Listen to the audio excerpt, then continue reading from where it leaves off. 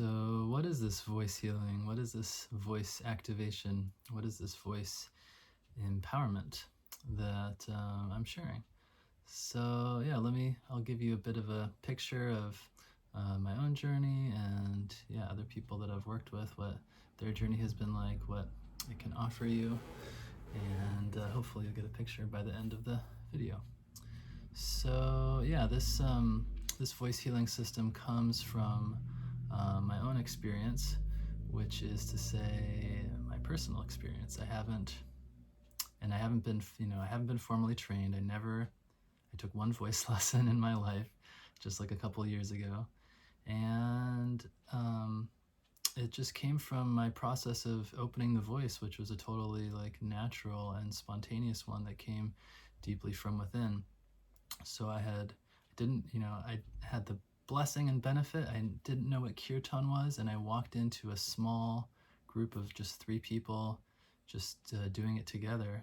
And without any introduction, without any information, I just sat there and listened. And all of a sudden, I had the spontaneous feeling, I can sing too. I can use my voice also. I didn't know what the mantras were. Probably didn't even know what mantras were at that point, but the spontaneous feeling came from me from within that I can use my voice, and it felt so good. It took like 20 minutes of me sitting there for it to even occur to me. And that's, when I look back on it, that's because I know now I had so many blocks, so many restrictions on using my voice and enjoying my voice. We all have, especially if we're from the West, we have these ideas of who can sing, how it should sound, when we should sing, and all these layers of stories and thoughts and bad experiences we might have had when we tried to use our voice that hold us back from accessing it.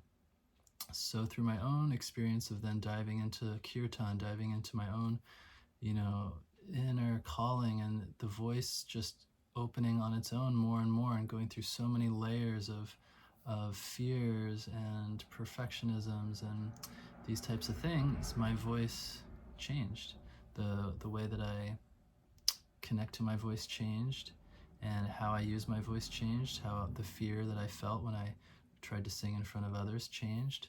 All these things changed just through my own inner process, and that came also because I have the experience as a somatic therapist, and I'm going through this somatic process myself of listening to what the messages of the body, what they are, and engaging with them. Before, I might have thought of fear of singing as something that meant, I'm not good at singing, I should stay away from it, I should run away from it. But when we tiptoe up to the fear and investigate it, we can start to pick it apart, and eventually that story that causes the fear, that energy that causes the fear, that wound that causes the fear will dissolve. And then, I found, all of a sudden, it took me a while, but all of a sudden I found myself, in a cafe in Ubud, Bali, and all of a sudden someone says, hey, come up, and spontaneously, come and sing with us. And without any preparation, wasn't anticipating it. I just went up there and I sang, and I was still connected. I didn't feel that burst of fear and energy and cloudiness in my mind, and I was just able to sing like it was swimming. And I believe this process can happen to anybody, because everybody's going to have a different voice, everyone's going to have different creativity, but it's the same process of working. So the way that I work is, I work with the, I create a safe container for us to explore what happens when you use your voice. So all sorts of things can happen, all sorts of energies, and because of the container that I create, because of the safety that you'll feel, we can stay with it. We don't have to force it, we don't have to fight it, we don't have to push. It's really this voice process is an inside out process. So it's not a process of you're going to sound like this when you're done, or you're going to be able to do that.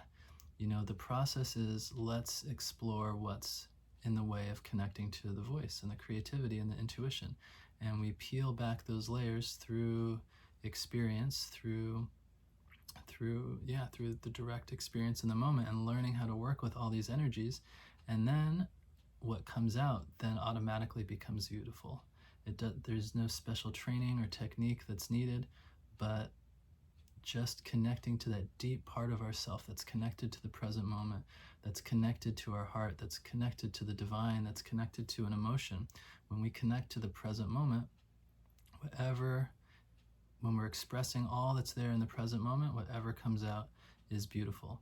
And so that's the principle that I operate with. And I learned this not only through my own experience. I got so much inspiration from seeing old grandpas and grandmas in India that had the most captivating voices. Their voices just struck you all the way to your heart, to your soul. And there was no special technique. You could tell that they had no training. They were just like these normal voices, but they had this quality. And I thought, what is this quality? What are they doing? And it took me a while to meditate on it and understand that it's just because there's no self-consciousness there. They're just singing to the divine, just like they do every day for decades, without worrying about what other people think, without worrying how it sounds, without thinking about themselves. They have that strong connection to the divine, and they sing to it. And because there's no self-consciousness, we're not doing it as a performance, we're not doing it to impress anyone or make anyone happy, we're doing it for our own connection, from our own creativity, from our own heart. That's what creates the beauty. So what we'll be doing during classes, we'll be just exploring the voice. When we connect to the voice, things will automatically come up. And it can be quite intense.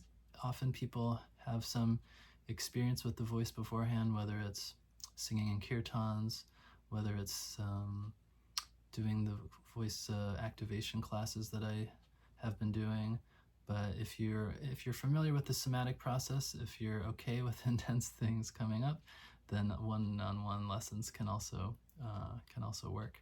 But so we move through the different obstacles that come up, the fear, and these are what causes the energy. These are what causes the restriction to accessing our voice. So the fear of doing something wrong, the fear of being heard, the fear of being too much. What if my expression is too much? The fear of not knowing what's next. I don't know. I'm trying to improvise and I don't know what to do next. How, that keeps us up in our head. Having a closed off heart, having a closed off energy that will, if we don't have that within ourselves, then we can't express that either. So these are all things that we can work with in the voice healing.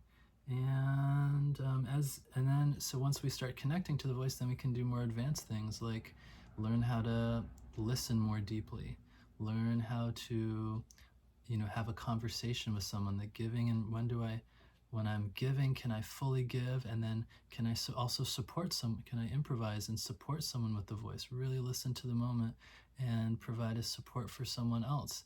And then, develop that into a conversation, a musical conversation, whether it's with voice or another voice or with instruments. Harmonies, we can learn about harmonies and improvising with harmonies. What else?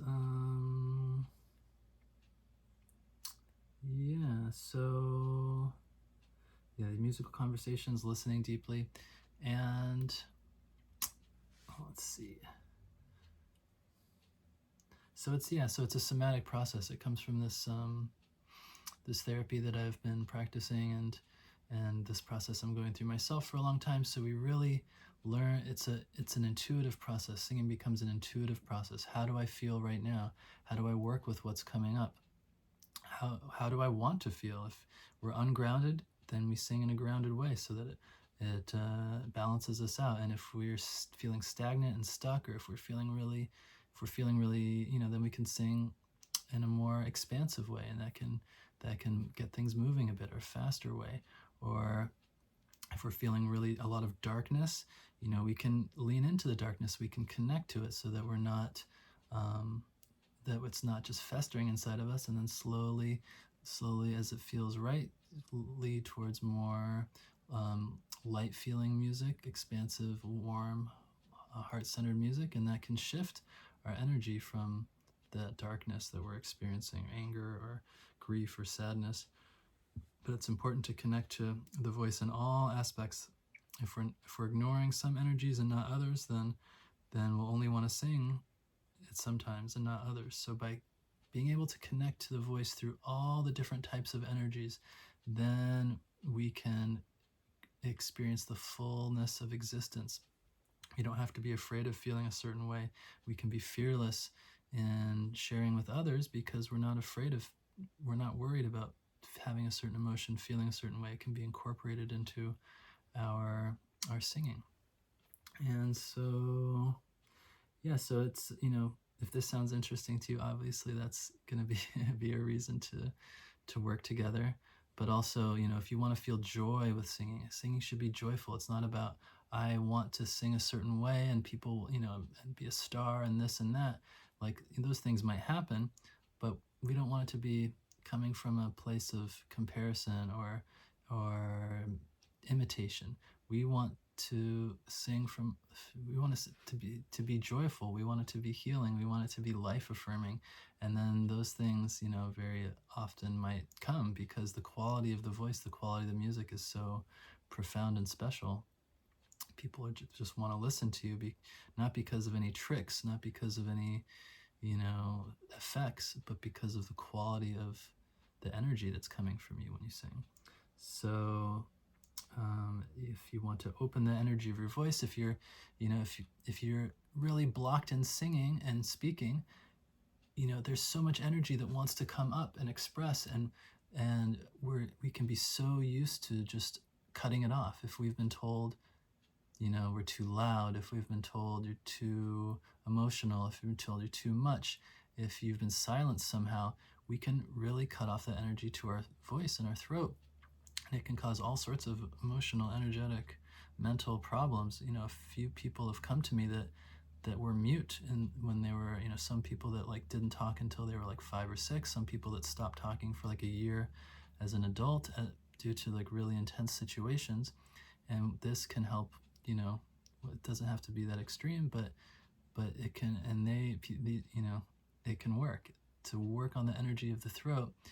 It can activate all sorts of other energies and healings, and really also shift your life in an emotional and psychological way. So it's a way to really get in touch with you. You don't have to learn an instrument. You've already got like the most beautiful instrument basically right that you're carrying around with you all the time. So you can connect to the creativity of that, the intuition, develop your intuition as well, musical intuition. Just through exploring, and it's, your whole, not only your throat, but it's your whole mind and body are also involved. So it's, these experiences that you have while singing can be very special. So I think that's about all I can say. That's the brief summary of what the voice healing is. So if you're interested, go ahead and send me a message on Instagram. It's the same username, Dharmadev with 2 underscores, as my username on YouTube. And hope you learn something. Hope even if you don't join, hope it inspires you to connect more to your voice. We need more people who are expressing deeply through their voices, and that's one reason I really love to do this, is that, to support people to do it. It just, so much can open up, so much love, so much beauty, so much light through this activation of this beauty that we carry inside of us, this connection we have inside of us with this incredible instrument. So hope to see you somewhere or hear you somewhere, and take care.